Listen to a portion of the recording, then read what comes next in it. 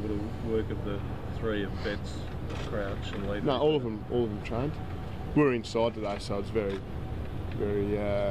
quiet morning, but we got our main session tomorrow.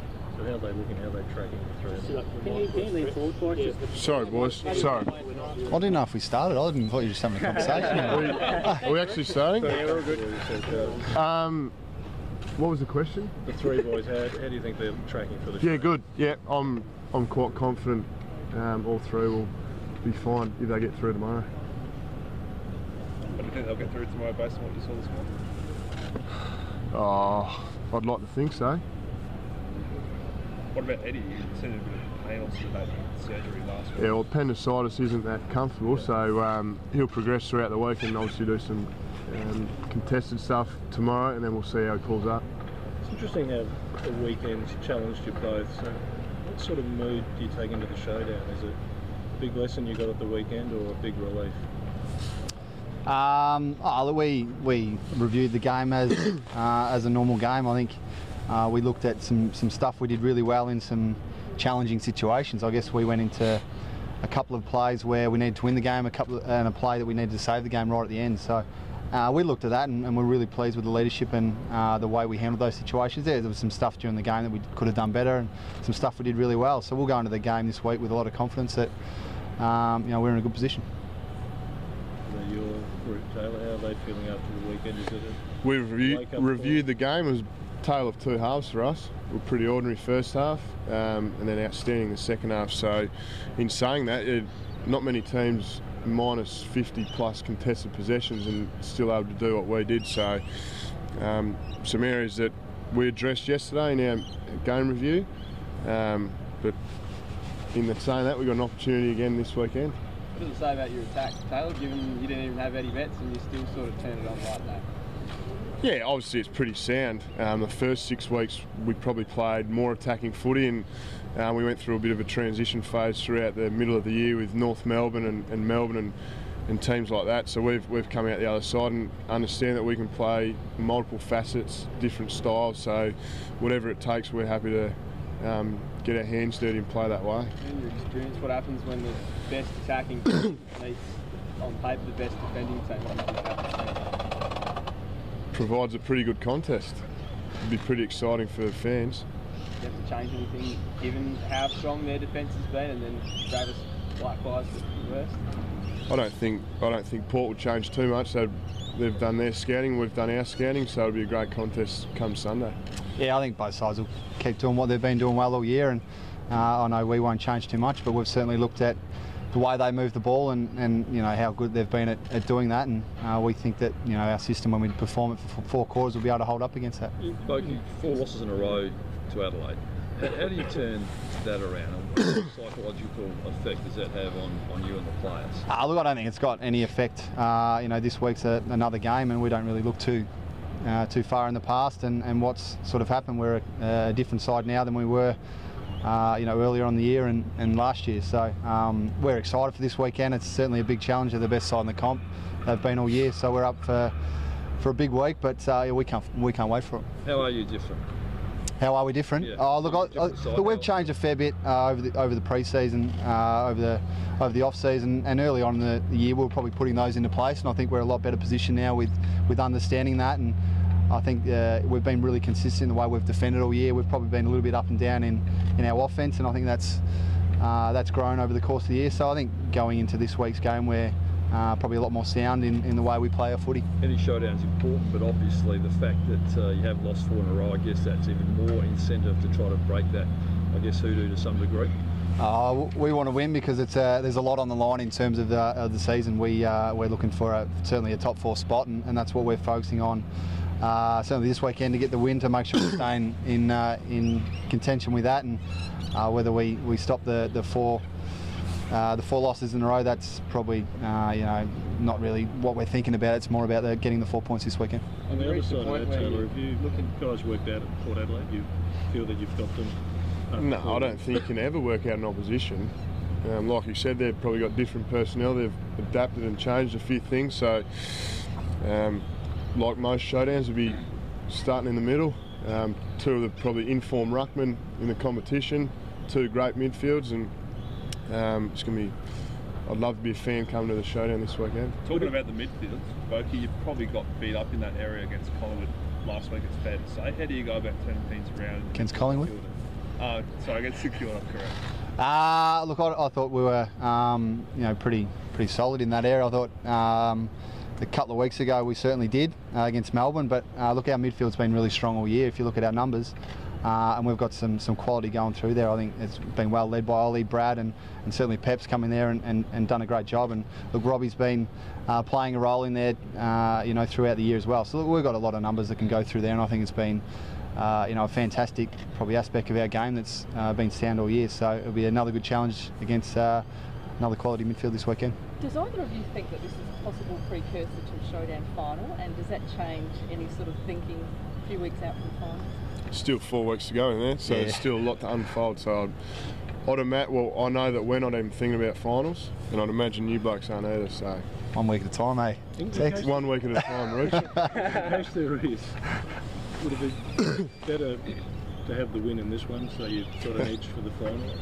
I don't think there'll be any edge. Certainly, we want to win to make sure we stay in contention with the top four, and I know those boys will want to win to try and hold a top four, top two spot as well. Boak, you assume you're going to have a close tagger run with Rory Sloane, given his yeah, look, there's no doubt we'll certainly look at that. Over the course of the year, that he's a quality player for their side, and if we can slow him down, then it certainly helps our side. So there's no doubt we're going to look at that and see where we can slow him down. What about Kane's thoughts saying that you should get that job? Yeah, he's come out with a few thoughts this year, hasn't he, Tex?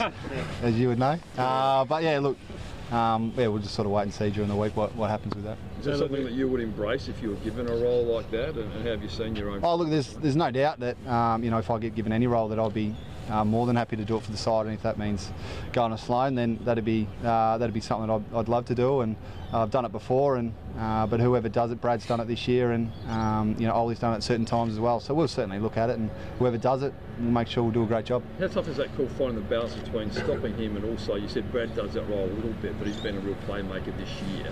Yep. How tough is that balance, keep the playmakers and also stopping him? Yeah, look, it's just having probably a defence first mindset and making sure that they don't get the ball, but also when we win the ball, you've got to work extremely hard to get involved, and look, it can be challenging at times, and that's why you've got to be pretty switched on and make sure you know pretty clear what your oppo's going to do and where they want to run, so you can sort of know what they want to do and keep them away from that, but then also play your game as well. Taylor, there's a report today that Jake Weaver's met with Melbourne. As a captain, as a captain, do you get involved in directing out of contract players as to what vision there is for the footy club and why they should stay? It's probably a decision for Jake to make. We provide a culture and environment that we, hopefully when he comes to make that decision, that he chooses the right one. Do you understand the players will now look around at all their options?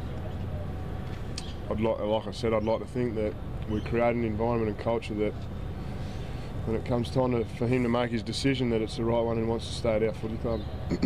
Wayne Carey's also chimed in on that, saying that the Crows are sort of known as paying unders. Do you think they need to break the bank to keep these two players? It's an interesting comment. Does he do our books, does he?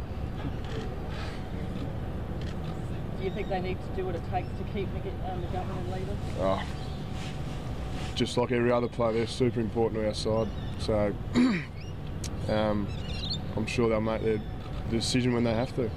Tex, what's the week been like? It's a pretty important showdown. The round 3 was one of the all-time greats, and for both of you it seems like it's a pretty low-key build-up really. I mean, not much going on. No, just like every showdown. It'll be good fun come Sunday, but it's pretty quiet, so we'll leave you guys to pump it up for you. Is it easy to focus? Is that a deliberate thing? Easy to focus. How many games have you done it for now? Oh, it was a few now, I reckon. It was my 5th year, mate. What are you, 3? Who's the biggest threat from Port Adelaide's point of view to the Crows winning this week, do you believe? Probably all of them. They're all pretty good players. I don't think there's one player in Port that we have to stop. I think it's obviously it was starting a contest for us, but we like 18 guys to defend when we need to, and if we can do that, then I'm sure we can go a long way to winning on Sunday. How much of the review has been around your contested footy in the week, and obviously a fantastic in the second half, but you were smashed in the first half in contested footy. We were smashed across the whole game in contested footy, so it was very unlike us. We've been pretty sound in that area, and it's a pillar that we hold in high regard at our footy club, and bitterly disappointed the way we conducted ourselves. So you've got no choice, but you've got to move on. Is that mental though? Because you've shown you this during the year you can win the Geez, it could be a lot of things. It's hard to put your finger on one in particular thing, but like I said, we've reviewed yesterday and moved on.